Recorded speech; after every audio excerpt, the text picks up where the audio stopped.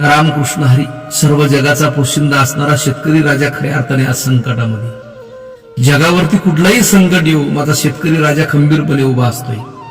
Corona सारख्या महामारीमध्ये माझ्या शेतकरी राजाने शहरातील कित्येक लोकांना अन्नधान्य पुरवलं, पण आज माझा शेतकरी राजा धाय उघडून रडतोय।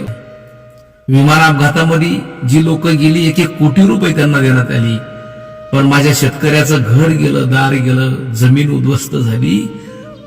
स्वतः त्या शेतकऱ्याने आत्महत्या केली। मीडियावर बघत असताना अंगावरती शहारे येतात। शेतकऱ्याचा आक्रोश बघून लोक रडतात, परिवार रडतोय।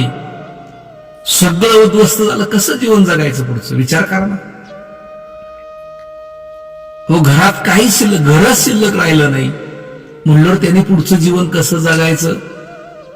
बीड मधले एका छोट्याशा मुलीचा व्हिडिओ ऐकला सोशल मीडियावरती।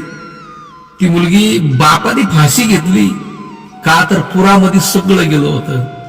छोटीशी मुलगी सांगत होती, 4 दिवसापासून माझा बाप रडत होता, शेवटी बापाने न सांगता स्वतः फाशी घेतली, काही शिल्लक राहिलं नाही। आज विचार करण्यासारखी गोष्ट आहे। हे जगाचा पोशिंदा आहे।